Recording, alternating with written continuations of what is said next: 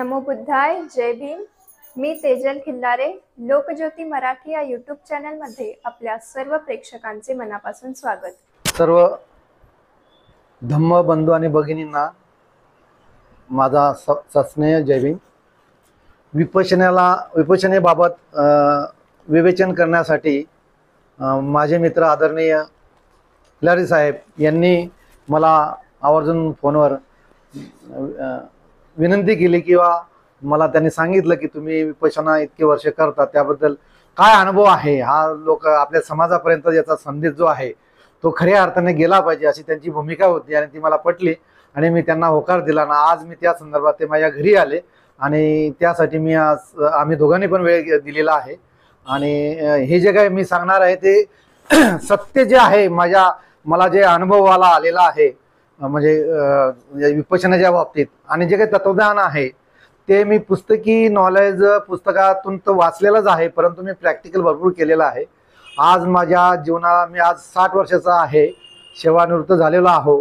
परंतु मी इंजिनिअरिंग कॉलेजमध्ये पुण्यामध्ये शिकत असताना माझा संपर्क आदरणीय कुलदीप रामटेके सर, त्यावेळेस ते बानाईचे प्रेसिडेंट होते आणि त्यांचा माझा परिचय झाला, कारण मी बानाई संघटनेमध्ये पदाधिकारी होतो, सचिव आणि अध्यक्ष होतो पुण्याचा विद्यार्थी संघटनेचा. त्यामुळे त्यांचा माझा संपर्क चांगला आला आणि त्या ओघाने आदरणीय कुलदीप रामटेके सरांनी मला विपश्यनेच्या बद्दल सांगितलं. त्यावेळेस मी कॉलेजचा विद्यार्थी होता, माझं काही एवढं विचार म्हणजे व्यापक हे नव्हते, म्हणजे सोच असा ही नव्हती. आणि हे त्यांनी मला विपश्यनेच्याबद्दल सांगितलं आणि फॉर्म पण त्यांनीच भरवून दिला आणि शिफारस देखील त्यांनीच केला. त्यावेळेस इंटरनेटच्या माध्यमातून असं काही ॲडमिशन विपश्यना सेंटरला होत नव्हतं आणि त्यावेळेस विपश्यना सेंटर फक्त भारतामध्ये फक्त एकाच ठिकाणी होतं, ते धम्मगिरी इगतपुरीला होतं. आणि त्यावेळेस कोणालाच माहिती नव्हतं की हे विपश्यना सेंटर कशासाठी आहे, कोणी निर्माण केलं, त्याचा उद्देश काय आहे, त्याचं काय शिकवलं जातं हे कोणालाच माहिती नव्हतं आणि काही कळण्याचाच मार्ग नव्हता, काही माध्यमं पण तशी काही नव्हती. पण मला रामटेके साहेबांनी त्याबद्दल त्यांनी सांगितलं, कारण ते त्याचे विपश्यनाचे ते फार अभ्यासक होते आणि जे दिवंगत सत्यनारायण गोयंका गुरुजी जे आहेत त्यांचे उपकार फार आहे आपल्या समाजावर आणि सगळ्या देशावरच त्यांचा उपकार आहे. मानवतेच्या दुःखातून मुक्त करण्यासाठी त्यांनी जो विपश्यनाचं जे काही त्यांनी साधना फ्रीमध्ये निशुल्क असं शिकवण्याचा का त्यांनी हे केलं, म्हणजे उपक्रम सुरू केला आणि त्याची सुरुवात त्यांनी इगतपुरीपासून केली. तर खरं म्हणजे ते वंदनीय आहे, त्यांचे अनंत उपकार आपल्यावर आहेत गोयंका गुरुजींचे. आणि ह्या फॉर्म भरल्यामुळे मला तिथं ॲडमिशन मिळालं पोस्टाने. मग मी ज्या हॉस्टेलमध्ये राहत होतो त्या हॉस्टेलमध्ये मला इगतपुरीहून तुमचं प्रवेश निश्चित झालेला आहे, तुम्ही या शिबिराला उपस्थित राहू शकता असं मला परमिशन लेटर मिळाल्यानंतर मी तिथं गेलो. मला फार आनंद झाला आणि मी त्यावेळेस कॉलेजमध्ये शिकत असताना धम्मगिरीला गेलो. माझ्याबरोबर माझे काही 4-5 मित्र होते, त्यांना पण मी सोबत त्यांचा पण प्रवेश करून घेतला होता. आणि पहिलं शिबिर जे बघायला आम्ही गेलो होतो ते त्यावेळेस म्हणजे मला एक खंत वाटली की एवढं मोठं हे म्हणजे विद्या केंद्र आहे धम्माचं, जे काय म्हणजे आपण गौतम बुद्धांचं ज्ञान धम्म वगैरे वाचतो, प्रवचन ऐकतो, पण खऱ्या अर्थाने जे काही सतीपठ्ठाण महासतीपठ्ठाण जे काही भगवान गौतम बुद्धाने जे काही वचन दिलेले आहे त्यातला जो का गाभा आहे तो फक्त आपण वाचला, परंतु आपल्याला त्याच्यातलं काही समजलं नाही आणि आपण समजून घेण्याचा प्रयत्नच केला नाही. त्या सतीपठ्ठाणावर आधारित ती सगळी विपश्यना तिथं मला बघायला मिळाली. मला इतका आनंद वाटला आणि थोडं दुःख पण वाटलं की इतका उशीर कसा लागला मला की हे मला कळालं नाही आणि आपल्या समाजाला का कळत नाही म्हणून. आणि त्यावेळेस आम्ही बघितलं की जेवढे लोक होते त्याच्यातले मोजकेच फक्त हे जे कन्व्हर्टेड बुद्धिस्ट असतील तेच मोजकेच लोक बोटावर मोजण्यात 4-5 लोक असे तिथं मला दिसले. बाकीचे सगळे गुजराती होते, मारवाडी होते, ब्राह्मण कम्युनिटीचे होते, मुस्लिम कम्युनिटीचे होते, ख्रिश्चन कम्युनिटीचे होते आणि त्यांची शिबिर हे 4-4-5 झालेली होती. काही फॉरेनर आलेले होते. तर मला तर त्या पहिल्या शिबिरामध्ये फार बऱ्याच गोष्टी शिकायला मिळाल्या आणि ती सुरुवात झाली, परंतु मी डीपमध्ये गेलो नाही. मला त्याची आवड निर्माण झाली आणि मी परत शिबिरातून आल्यानंतर मी प्रॅक्टिस सुरू केली विपश्यनाच्या म्हणजे मेडिटेशन करण्याची आणि पुस्तकं देखील धम्माची वाचत गेलो आणि मी कंपॅरिझन करत गेलो की तिथं जे शिकवलं जातं ते पूर्णपणे धम्मावर आधारित आहे. कारण सुरुवातीला गेल्यानंतर तिथं शरण जावं लागतं, धम्माला आणि संघाला बुद्धाला धम्माला आणि संघाला असं शरण जावं लागतं.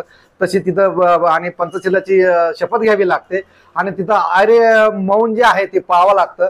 आणि तिथं एक असं आपण जसं भिक्खू असतो, भिक्खू जसं घर सोडून एखाद्या साधना करायला ते वनात जातात किंवा कुठेतरी आपल्या याच्यामध्ये गुफेमध्ये बसतात, तशा प्रकारचं आपण कुटुंब सोडून तिथं ते 10 दिवस आपण तिथं जात असतो. म्हणजे आपण पण त्या पिरियडमध्ये भिक्खूच असतो. आणि त्यामुळे आपण एक कुटुंब सोडून सगळ्या गोष्टी सोडून आपण तिथं जात होतो. त्यावेळेस भिक्खू सारखंच आपल्याला राहावं लागतं. आपल्याला म्हणजे सगळ्याच गोष्टींचा त्याग करावा लागतं. भोजन जे असतं ते आपल्याला फक्त जगण्यापुरतं घ्यावं लागतं आणि शिस्त पाहावी लागते. मौन आर्य मौन त्याला म्हटलं जातं की कोणीही कोणाशी बोलू नये आणि कोणाला संवादामार्फत इशारामार्फत देखील कोणाची साधना भंग करून हा त्यातला उद्देश आहे.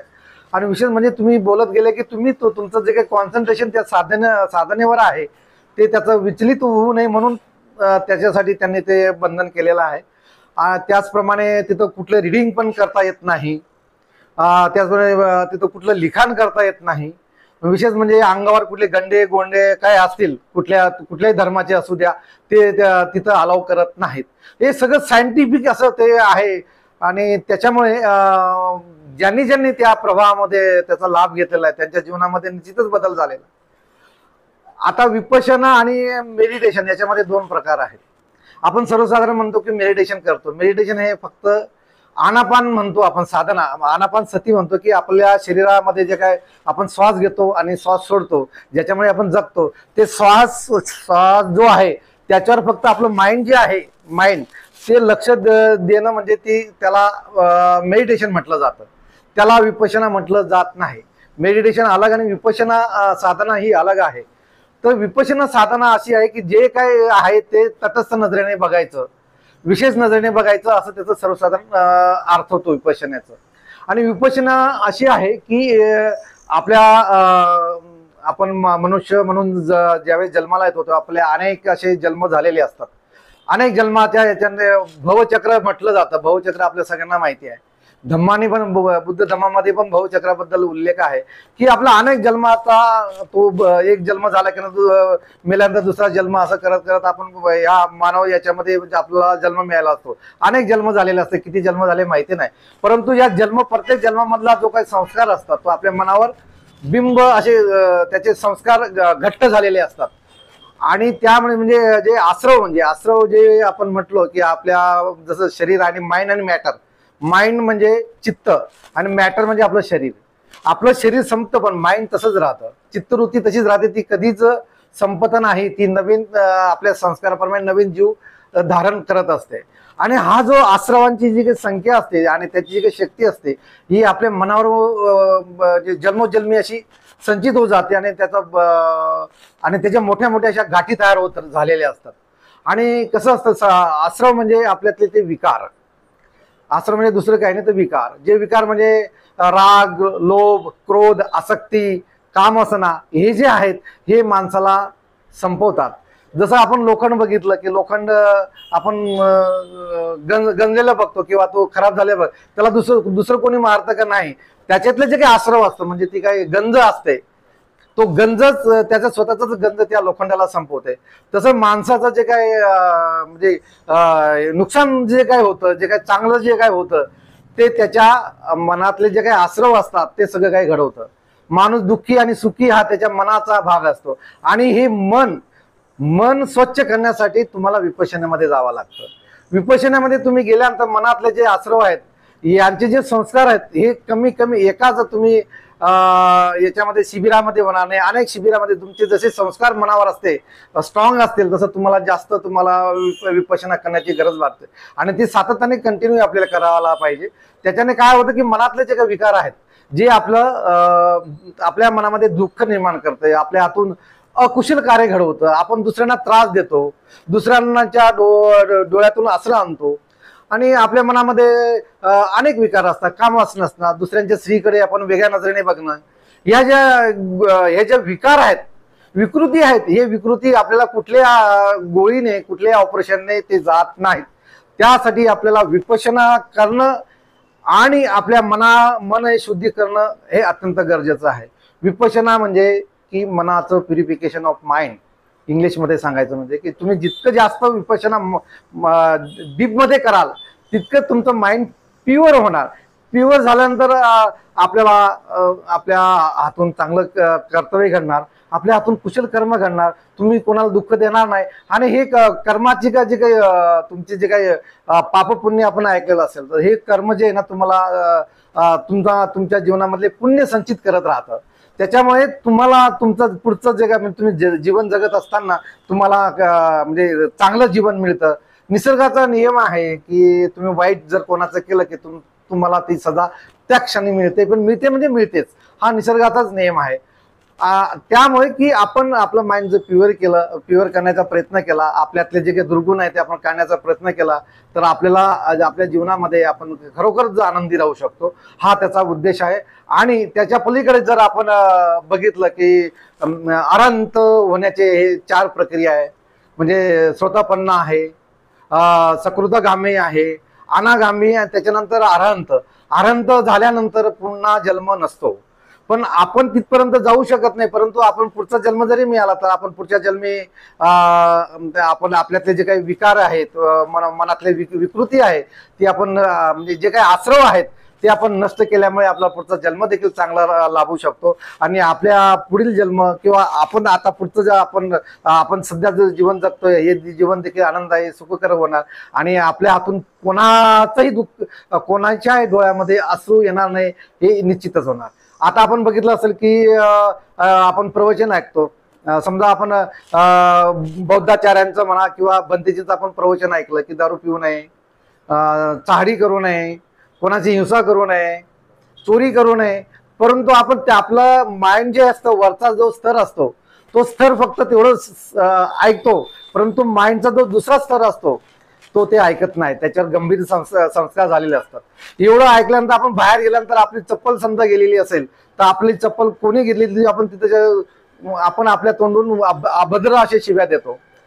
तर हे बाहेर आल्यानंतर 2 मिनिटांमध्ये आपण ते विसरून जातो.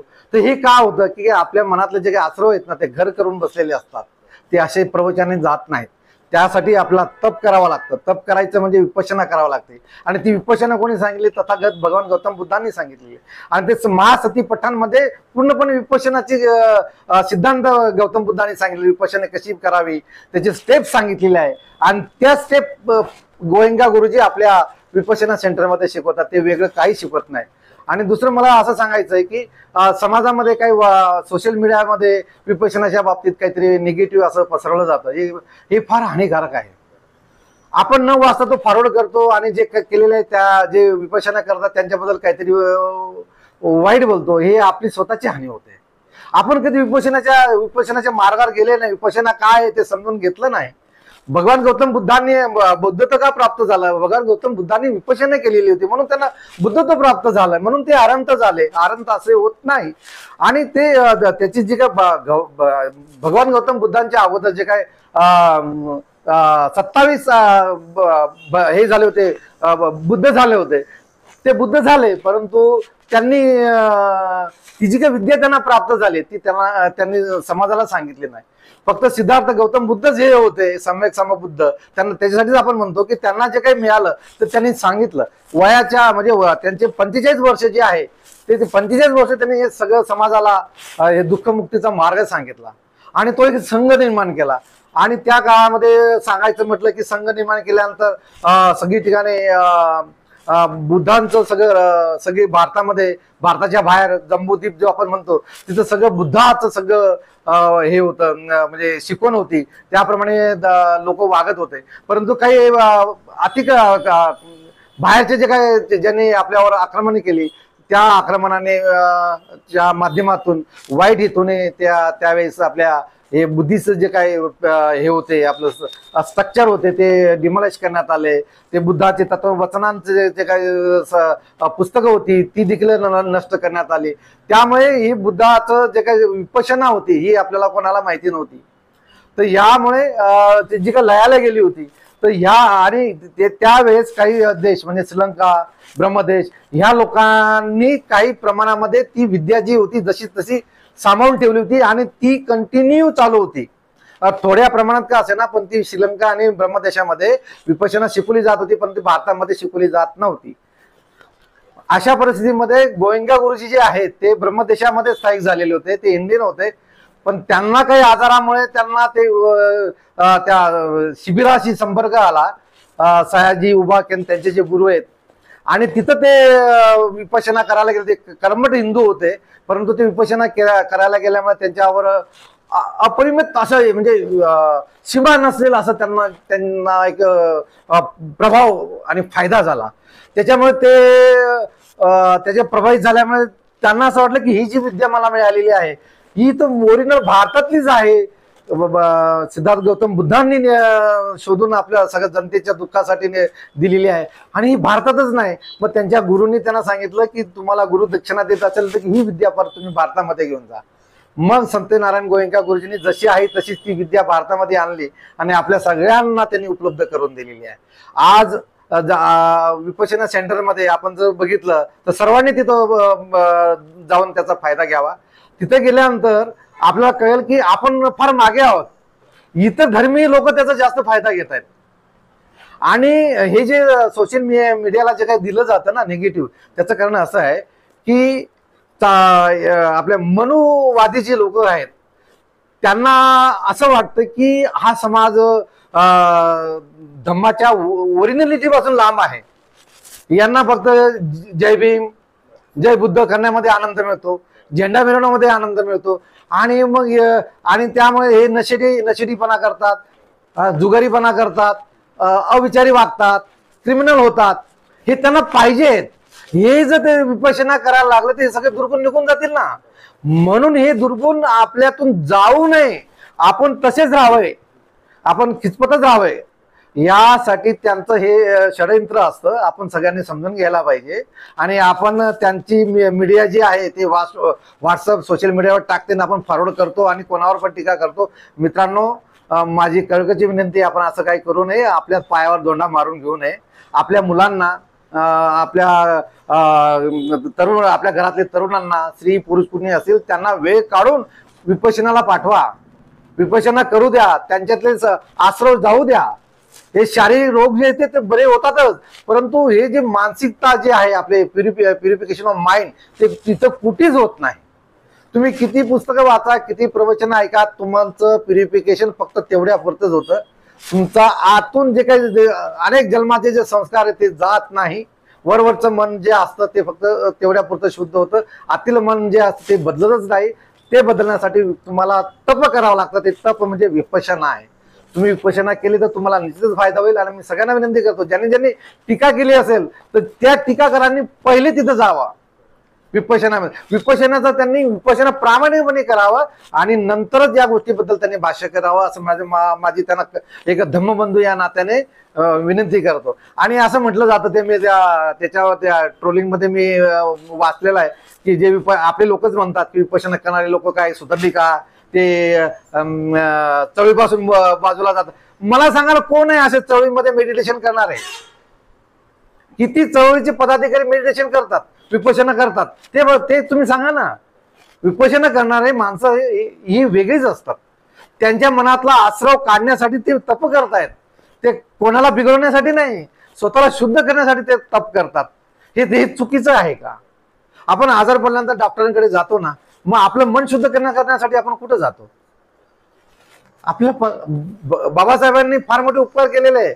संविधान जर लिहिलंय ते तर फार मोठे उपकार, पण त्याहून जास्त उपकार आपल्याला जीवन कसं जगावं यासाठी बाबासाहेबांनी आपला धम्म दिलेला आहे. आणि त्याचा आपण फायदा करून घेत नाही. फक्त आपण पूजेपुरतं, पंचशील म्हणण्यापुरतं, इतक्यापुरतं आपण मर्यादित ठेवतो. तसं करू नका. ते तर फार ते करा, परंतु विपश्यना करा. भगवान गौतम बुद्ध ज्या साधनाच्या माध्यमातून ते अरहंत झाले आणि बुद्धत्व त्यांना प्राप्त झालं, ती विद्या त्यांनी आपल्याला दिलेली आहे. ती विद्या आपल्याला आहे ना इथं. ती विद्या शिका तुम्ही. त्या अर्थ ज्यावेळेस तुम्ही ती विद्या शिकाल त्यावेळेस तुम्हाला काय अर्थानं तुम्हाला धम्म कळेल. धम्म हा निस्ता तत्व नाही आहे, ते अनुसरायचं आहे. ते तुम्ही कधी अनुसरणार? तुम्ही ज्यावेळेस विपश्यना कराल. विपश्यना आणि धम्म भगवान गौतम बुद्धांचं धम्माचे जे काही वचन आहेत ते एकदम पॅरलर आहेत. त्याच्याच म्हणजे विपश्यनाच्या आधारावर भगवान गौतम बुद्धांनी ते वचन तयार केले. भगवान गौतम बुद्धांनी पहिले वचन तयार केलेले नाहीत, पहिले त्यांना बुद्धत्व प्राप्त झाले. कसं प्राप्त झालं? त्यांनी विपश्यनाच्या माध्यमातून साधना जी केली, त्यांना ती साधनाच्या माध्यमातून त्यांना ते प्रज्ञा प्राप्त झालेली आहे. आणि ते प्रज्ञा म्हणजे वचन, ते वचन ते नंतर निर्माण झाले. म्हणून तुम्ही वचन नुसतं ऐकून शुद्ध होण्याचा प्रयत्न करू नका, तुम्ही शुद्ध होणार नाही. ते वचनाला जर तुम्हाला खऱ्या अर्थानं जर त्याप्रमाणे तुम्हाला वागायचं असेल आणि भगवान गौतम बुद्धांचे जे आपण बुद्धिस्ट केव्हा म्हणू की ज्यावेळेस आपलं आचरण शुद्ध असेल, आपण बोलतो भरपूर, आपले भरपूर गाथा पाठ असतात आपले, आपण एक एक दोन तास गौतम बुद्धांच्या याच्यावर वचनांवर आपण फार चांगल्या पद्धतीने प्रवचन देऊ शकतो. देतात ही लोक, भरपूर देतात, परंतु आचरण काय? आचरण अत्यंत महत्वाचं आहे. की आपण आपल्याला विपश्यना केल्यानंतर आपल्याला काय कुटुंबाचा त्याग करायचा नाही, हे महत्वाचं घ्या. ट्रोलिंग जे करणार आहे त्यांना विशेषतः मी सांगतो, तुम्ही जर चळवळीमध्ये काम करत असाल किंवा तुम्ही कुठल्या कार्यालयामध्ये काम करत असाल, तुम्ही कुटुंबामध्ये काम करत असाल, तर तुम्ही विपश्यना केल्यानंतर तुम्ही नीतिवान व्हाल. तुमची वागणूक एक शुद्ध असेल, तुमच्या हातून कुशल कर्म घडेल. तुम्ही ज्या घरामध्ये राहाल त्या घराचं वातावरण शुद्ध राहील, तुमची पिढी सुधरेल. तुम्ही ज्या ऑफिसमध्ये काम कराल त्या ऑफिसमध्ये तुम्ही विदाऊट टेन्शन चांगलं काम कराल, तुमच्या हातून वाईट काही घडणार नाही, तुम्ही चुकीचं काम काही करणार नाही, कुठे भ्रष्टाचार करणार नाही, कोणाला दुःख देऊन पैसे कमवणार नाही, कोणाला लुबाडणार नाही, कोणाचे पैसे उसने घेऊन तुम्ही परत न देण्याची भूमिका घेणार नाही. हे तुमचं शुद्धीकरण आहे. म्हणून मी ट्रोल करणाऱ्याला सांगतो, तुम्हाला चांगलं सुधारायचं असेल तर विपश्यना करा, ट्रोल करू नका. ट्रोल केल्यानंतर तुमचंच नुकसान होणार आहे. आणि आता बाबासाहेबांची आपण 125वी जयंती साजरा करतो, 26वी जयंती साजरा करतो. काय आपण बदल करतो?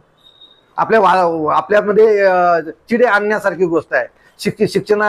तुम्ही शिकणाऱ्या लोकांना ट्रोल करता. का करता ट्रोल? शिकू नये का? बाबासाहेबांनी शिका सांगितलंय ना, शिका, संघटित व्हा, संघर्ष करा सांगितलंय ना. मग शिका ना तुम्ही, तुम्हाला कोणी रोखलंय? मग शिकणाऱ्या लोकांना मोठ्या पदावर काम करणार तुम्ही शिव्या देण्याचं काम करू नका. तुम्ही ती जागा ऑक्युपाय करा, तिथं स्पर्धा निर्माण करा आणि धम्माप्रमाणे आचरण करा, शुद्ध व्हा. तरच तुम्हाला जय भीम म्हणण्याचा आणि गौतम बुद्धांचं शिष्य म्हणण्याचा तुम्हाला अधिकार राहील. सगळे हे उच्चवर्णीय लोक तिथं विपश्यना करतात, बाया माणसं सगळे ऑफिसर, मोठे मोठे व्यापारी लोक तिथं विपश्यना करतात. सती पठणला एकदम गंभीर असं याला साधनाला तप करायला तिथे येतात. आणि आपण फक्त ट्रोल करण्यामध्ये समाधान मानतो आणि आपल्या समाजामध्ये कोणी विपश्यना करत असेल तर त्याला ट्रोल करतात. हे पापाचं काम आहे, हे तुम्ही करू नका तसं. आणि कसं आहे की तुम्ही चळवळीमध्ये जर काम करत असाल ना, चळवळीमध्ये काम करणाऱ्या माणसाकडे समाजाची नजरा असतात. त्यावेळेस तुम्ही लीडर असा किंवा कुठल्या पदावर असाल तर तुमचं शील आहे ना शाबूत असलं पाहिजे, तुम्ही शीलवान असले पाहिजे, तुमचं वागणूक हे शिलाच असलं पाहिजे, तुमचं वर्तणूक शिलाच असलं पाहिजे, तर तुम्ही नेतृत्व करू शकता. तुम्ही त्या पदावर बसायचा, बाबासाहेबांच्या मोमेंटमध्ये काम करायचा आणि एखादी आपले पदाधिकारी लेडीज असले की तिच्याकडे वाईट नजरेने बघाल, काय समाजाला फसवायचं, कोणाचं काम असेल तर पैसे घ्यायचे का? हे कशामुळे घडतं? मग हे तुम्ही करता आणि दुसऱ्यांना ट्रोल करता. तर हे न होण्यासाठी तुम्ही ज्या क्षेत्रामध्ये असाल तिथं जर तुम्हाला खऱ्या अर्थाने पॉझिटिव्ह तुम्हाला इम्पॅक्ट करायचा असेल तर तुम्ही विपश्यना करा. विपश्यना म्हणजे तप आहे. तिथं दारू पियाला शिकवत नाहीत, पत्ते खेळायला शिकवत नाहीत, कुठलं प्रवचन ऐकलं जात नाही, कोणाचं नामस्मरण करायचं नाही. हा मला मुक्त, आपण मुक्त आपणच करणार. तथागत भगवान गौतम बुद्धांचा एकदम सुंदर संदेश आहे, आत्मदीप भव स्वयंप्रकाशित. मी लावलेला आहे, माझ्या घराच्या याच्यावर लावलेला आहे, प्रकाशित व्हा. म्हणजे काय? भगवान गौतम बुद्धांनी सांगितलं, मी फक्त मार्गदाता आहे, मुक्तीदाता नाही. मुक्ती तुम्हालाच करायची आहे, कारण तुम्हीच घाण केलेली आहे. आपलं दुःख आपण निस्तारायचं असतं, दुसरा कोणी निस्तारणारा नाही. त्यांनी फक्त मार्ग सांगितला. आपल्याला माहिती आहे 4 आर्य सत्य आहे. दुःख हे दुःखाचं कारण आहे, दुःख जाऊ शकतं आणि त्याला पर्याय सांगितलं. ते पर्याय गौतम बुद्धांनी आपल्याला लिखित स्वरूपात दिलेला आहे. पंचशील सांगितलं आहे, आर्य अष्टांगिक मार्ग सांगितलेला आहे, 10 पारमिता सांगितलेल्या आहे आणि ते त्याचा कसं वापर करायचा त्याची विपश्यना सांगितलेली आहे. हे स्वयंप्रकाशी होण्याचा तो मार्ग आहे. आपण असं उगीच म्हणतो स्वयंप्रकाशित व्हा, तसं नाही. आत्मदीप व्हा याचा अर्थ फार गंभीर आहे. तुमचं दुःख आहे हे तुमच्यामुळे झालेलं आहे, तुम्ही सुखात आहे तुमच्यामुळे झालेलं आहे. समोरचा माणूस तुम्हाला शिवी देऊन गेलेला आहे, पण तुम्ही दुःखी झालेला आहे. ती क्रिया काय घडली त्याने काय तुम्हाला काय दुःखी व्हा म्हणून सांगितलं, त्याने तुम्हाला एक शिवी दिली, अपशब्द वापरला, पण तुमच्यातला तो आश्रव आहे तो तुम्हाला दुःखी करतोय. आपण दुःखी होतो ते आपल्यातले जे आश्रव आहे तो आश्रव सांगतो आपल्याला, अरे त्याने शिवी दिली, मग तुमचं अंग सरसर होतो, तुम्ही क्रोधित होता. हे जे आहे हे तो क्रोधित करत नाही, आपणच क्रोधित होतो. म्हणजे हे थांबवण्यासाठी, हे कमी करण्यासाठी, त्याचं लिक्विडायझेशन करण्यासाठी तुम्हाला विपश्यना करायची आहे. विपश्यना म्हणजे तप आहे, मेहनत आहे. याच्याने तुमचं सगळं सुटतं. आणि मी आता माझा जवळजवळ 30-35 वर्षापासूनचा अनुभव आहे. ज्याने विपश्यना गांभीर्याने केलेलं आहे त्याच्या घरामध्ये नंदनवन झालेलं आहे. त्याचे मुलं बाळ सगळे सुखी आहेत. मुलं बाळ कधी व्यसनी झालेले नाहीत, ते कुणाचं नुकसान करणारे नाहीत, आणि त्यांची प्रगती होते. आणि तुम्ही पण आनंद. आणि माणसाचं जीवन किती आहे, तर तुम्ही चांगलं जगा. चांगलं जगण्यासाठी तुम्हाला हा मार्ग दिलेला आहे. तर तुम्ही त्याच्यावर विनाकारण टीका करू नका. आणि म्हणजे बघायचं म्हणजे आपल्याला फार मोठी संधी गोयंका गुरुजींनी केलेली आहे. त्यांची फार आपल्यावर, आपल्या समाजावर म्हणजे उपकार आहे असं म्हणायला काहीच हरकत नाही. कारण की ही ओरिजिनल जी काही विपश्यना आहे ते निशुल्कपणे शिकवता. आपली कुठलीही फी घेत नाही. तिथं गेल्यानंतर तुम्हाला सेपरेट रूम राहतो, तुम्हाला सगळं खाण्यापिण्याची सगळी व्यवस्था असते. तुमच्याकडून 1 रुपयाची देखील मागितला जात नाही. कारण की तथागत भगवान गौतम बुद्धांचा संदेश आहे, जर तुम्हाला चांगलं ज्ञान द्यायचं असेल तर तुमच्याकडून काहीच घ्यायचं नाही, तेच खरं ज्ञान असतं. आणि चांगलं ज्ञान विकत घेऊन मिळत नाही. हे भगवान गौतम बुद्धांनी पण विपश्यना त्यावेळेस ते शिकवत होते, ते कोणाकडूनही काही घेत नव्हते आणि निशुल्क. त्याच पद्धतीने संतराम गोयंकांचे जे काही विपश्यना सेंटर वेगवेगळे आहेत आपल्या महाराष्ट्रामध्ये भरपूर आहेत. तर आपल्या नजदीकच इथं टिटवाल्याला पण एक रुंदे म्हणून गाव आहे, तिथं पण मोठं सेंटर आहे. तर आपण वेळ काढून जा. आणि काय लोकांचं असं असतं की त्या ट्रोलमध्ये अजून एक विषय मला खोडायचा आहे. त्याच्यामध्ये असं म्हटलं जातं की आम्ही कष्टकरी आहेत, मग कष्ट कोण करणार, मग पैसे कोण देणार. अरे बाबा, तू कष्ट अजून चांगलं प्रामाणिकपणे करा, तुझ्या कष्टामध्ये अजून जोर यावा आणि विशिष्ट गतीने तो प्रगती व्हावी, त्यासाठी विपश्यना आहे ना. तू विपश्यना कर ना 10 दिवस. अरे तू आजारी पडला, ऍक्सिडेंट झाला, काय झालं, तुला डॉक्टरने सांगितलं 1 महिना घरी बसतोच ना, त्याला करतो का तू की माझा पाय लंगडा झाला तर मी कसं कामाला जाऊ, तू कसं सहन करतो. मग हे तुझं जीवन अधिक गतिमान होण्यासाठी ती विपश्यना आहे. त्याच्यात नुकसान नाही होणार नाही तुझं. तू 10 दिवस गेला ना, तू 10 वर्षाची प्रगती 1 वर्षात करशील. तुला चांगले म्हणजे तुझी सोच जी आहे ती पॉझिटिव्ह होणार. आपल्या प्रत्येकाची ज्याने विपश्यना केली त्याची सोच जी आहे ती पॉझिटिव्ह होणार आणि त्याच्या हातून कुशलच कर्म करणार. आणि विपश्यना ही सतत केली पाहिजे, कारण की आपण वर्षानुवर्षे आपल्यावरती संस्कार झालेले असतात आणि ते घट्ट स्वरूपात असतात, ते निघत नाही आपल्या याच्यातून. आपण निब्बाण म्हणतो. निब्बाण म्हणजे आपल्याकडे आपण जनरली निर्वाण लिहितो, निर्वाण अमुक अमुक, ते निर्वाण नसतं. आपण सर्वसाधारण माणसांचा मृत्यू होतो. निर्वाण कोणाचं होतं की जो या आश्रवातून मुक्त होतो त्याला निर्वाण म्हणतात आणि पाली भाषेमध्ये निब्बाण म्हटलं जातं. मग आपण जिवंत असतानाच निर्वाण प्राप्त करतो. कशावर की आपले जे काय आश्रव आहेत, आसक्ती, क्रोध, द्वेष, कामवासना, याच्यावर आपण विजय मिळवलेला असतो, म्हणून आपल्याला निर्वाण प्राप्त झालेलं असतं. आणि निर्वाण प्राप्त झालेली व्यक्ती जी असते ती असं अनासक्त असते. आणि अजून एक असा हा विषय आहे की आपण असं म्हणू की मी गृहस्थ जीवनामध्ये काम करत असताना मी अनासक्त कसं राहू. बरोबर आहे. तर गृहस्थ जीवन सोडायचं नाही तुम्हाला. गृहस्थ जीवन पण तुम्हाला बॅलन्स करायचं आहे. गृहस्थ जीवनामध्ये तुम्हाला व्यवहार असतात, कुटुंबाच्या जबाबदारी असतात, ते पण तुम्हाला व्यवस्थित सांभाळायचे आहेत. आणि कसं असतं की आपण लहान मुलांवर रागवायचे नाही. रागवलं तरी तुमच्या मनातून प्रेम असतं ना. तुम्ही आपल्या मुलांना रागवले, मोठ्याने ओरडलं, याचा अर्थ तुम्ही क्रोधाने बोलत नाही, तुम्ही त्याच्यावर प्रेमापोटी बोलतात. म्हणजे आतून प्रेम असतं. बाहेरून जर क्रोध जरी तुम्हाला दिसत असला तर आतून क्रोध असतात. तशीच ती भावना असते आणि त्याच्यामुळे आपली प्रगतीच होते. बंधूने आपल्या खऱ्या अर्थाने जर आपल्याला भारत बुद्धिस्ट करायचं असेल तर खऱ्या अर्थाने आपल्याला त्या मार्गावर चालायचं आहे. आणि जर आपण खरंच त्या मार्गाने चालू आणि आपण आदर्श समाज निर्माण करू शकू ना, तर आपल्याकडे कोणी बोट निर्माण करू शकत नाही, आपल्याला कोणीही काही करू शकत नाही, अतिक्रमण करू शकत नाही, आपल्याला कोणी ब्लेम करू शकत नाही. आपण असे नीतिवान व्हायचं आहे. आणि आपण आपलं कुटुंब सांभाळायचं आणि कुटुंब चांगल्या पद्धतीने सांभाळायचं आहे. आपले व्यावहारिक जे काही व्यवहार असतात ते देखील आपण व्यवस्थित करायचं आहे. असं समजा नाही की आपण भगवान गौतम बुद्धांना अहिंसा सांगितले, पानाती पाता वेरमणी, तसं नाही आहे ते. म्हणजे भगवान गौतम बुद्धांनी एकदम असं टोकाची भूमिका घेतली नाही. भगवान गौतम बुद्धांनी आपल्याला मध्यम मार्ग सांगितलेला आहे. हिंसा करायचीच नाही असं नाही, मध्यम मार्ग सांगितले. कोणी आपल्याला जाती तिथून कोणी आपल्याला मारायला आले म्हणजे आपण ऐकायचं असं नाही. त्याला उत्तर दिलंच पाहिजे त्याच भाषेमध्ये, हे गौतम बुद्धांनी सांगितले. जर गौतम बुद्धांनी प्रसन्नित राजांना या बाबतीत व्यवस्थित समजून सांगितलं. प्रसन्नित राजांनी गौतम बुद्धांना विचारणा केली होती की धम्माचं पालन करत असताना पानाती पाता वेरमणी सिक्खापदम समाधी आम्ही असं म्हटलं तर की आम्ही युद्ध करू शकत नाही. त्यावेळेस भगवान गौतम बुद्धांनी सांगितलं की युद्ध हे तुमची जबाबदारी आहे, कर्तव्य तुम्हाला करायचंच आहे. सैनिक आहे तो बाँड्रीवर बसलेला आहे, त्याच्या हाताने बंदूक आहे आणि तो दुश्मन आपल्या घरामध्ये येतो, त्याला बंदूक मारणं त्याचं कर्तव्य आहे.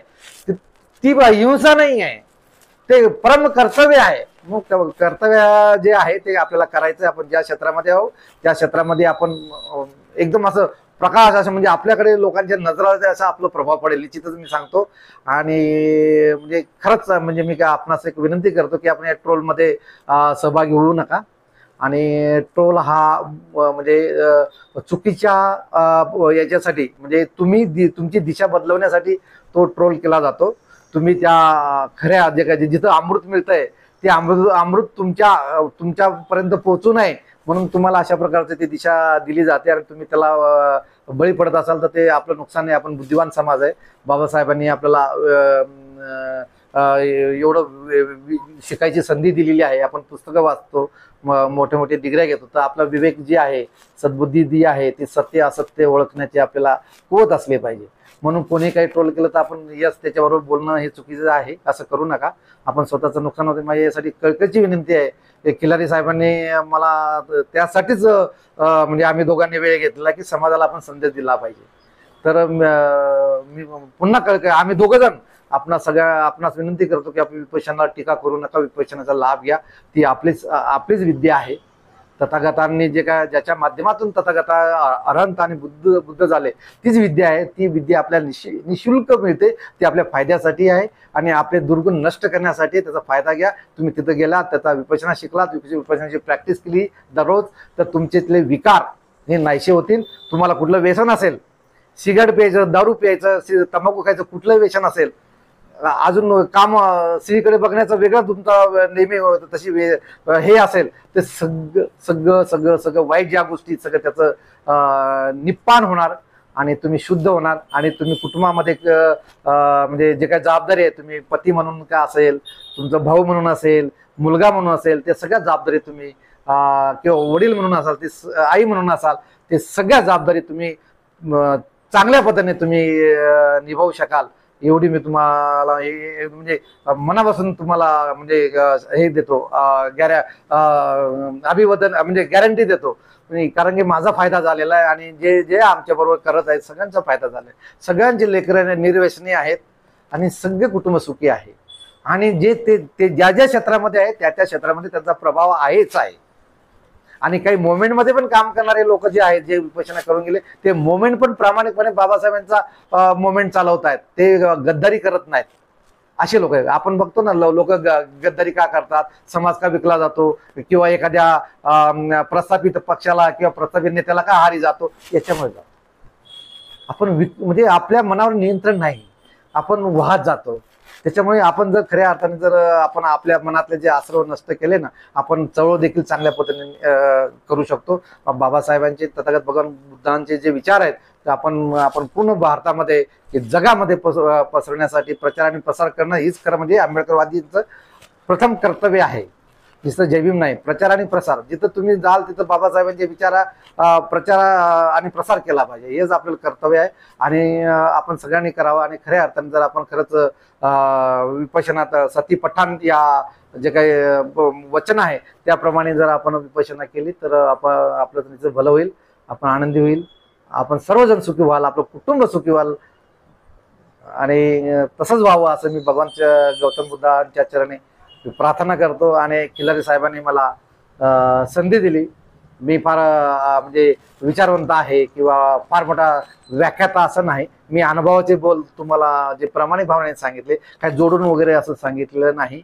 फक्त एवढंच आहे की आपल्या मनातले जे काही आश्रव आहेत, विकार आहेत, ते मुक्ती करण्याचं जे साधना आहे ती विपश्यना आहे. विपश्यना केल्यानंतर तुम्ही मुक्त व्हाल, निश्चितच मुक्त व्हाल, विकारमुक्त व्हाल आणि तुमचं जीवन जे सुखकर होणार एवढं निश्चितच आहे. धन्यवाद. जय भीम, जय भीम, जय भीम. नमो बुद्धाय. धन्यवाद. आमचे असेच नवनवीन व्हिडिओज पाहण्यासाठी लोकज्योती मराठी या यूट्यूब चॅनलला सबस्क्राईब करायला विसरू नका.